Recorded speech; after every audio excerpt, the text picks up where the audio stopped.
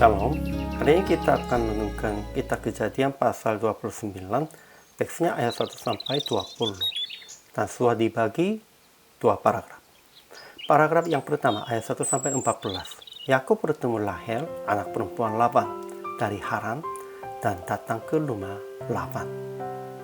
Paragraf yang kedua ayat 15 sampai 20. Yakub janji dengan Laban akan bekerja 7 tahun lamanya untuk mendapat Rahel sebagai istrinya. Dan 7 tahun itu dianggapnya seperti beberapa hari saja. Kesimpulannya, akhirnya Yakub tiba suatu sumur di padang dan bertemu dengan 3 kawanan kambing domba. Mereka memberitakan tentang Rahel, anak perempuan Laban. Ketika Rahel datang di sumur, Yakub menolong Rahel sambil menggulingkan batu penutupnya ke samping dan memberi minum kawanan itu.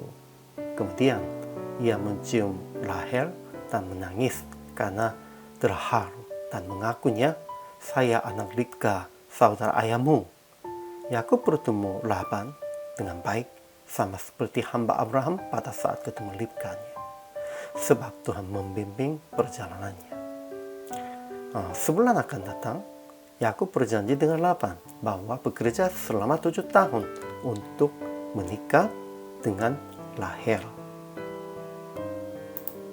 Ajaran tentang Allahnya. Pertama, Tuhan membimbing Yakub kepada Rahel dan Laban sama seperti telah membimbing hamba Abrahamnya. Di dalam perjalanan Yakub, sebenarnya Tuhan tetap menyertai sehingga Tuhan bimbing dia dengan lancarnya. Ajaran tentang manusianya. Pertama, di negeri Bani Timur sebelah sebuah sumur, Yakub bertemu dengan 3 kawanan kambing domba. Mereka memberitakan tentang Rahel, anak perempuan Laban, dan itu pun juga di dalam bimbingan Tuhannya. Kedua, ketika Rahel datang di sumur, Yakub menolong Rahel sambil menggulingkan batu penutupnya ke samping dan memberi minum kawanan itu. Kemudian ia mencium Rahel dan menangis karena terharu dan mengaku, "Saya anak Ribka, saudara ayahmu." Memang Yakub terbuka hatinya, terbuka semua ke situasinya dia sudah mengalami itu, pertamanya kepada Rahel. Memang Rahel juga seorang perempuannya elok, namun karena sudah terbuka hatinya kepada dia, memang Yakub mulai cintainya. Ketiga, Rahel menceritakannya kepada ayahnya. Laban menyongsong Yakub. Setelah sebulan lamanya, Yakub berjanji kepada Laban akan bekerja 7 tahun lamanya untuk mendapat Rahel sebagai istrinya. Dan 7 tahun itu dianggapnya seperti beberapa hari sajanya, karena Yakub tetap mencintainya Rahel. Jadi aplikasi hari ini, pertama, berjalan dengan percaya akan Tuhan membimbing perjalanan Anda dengan lancar.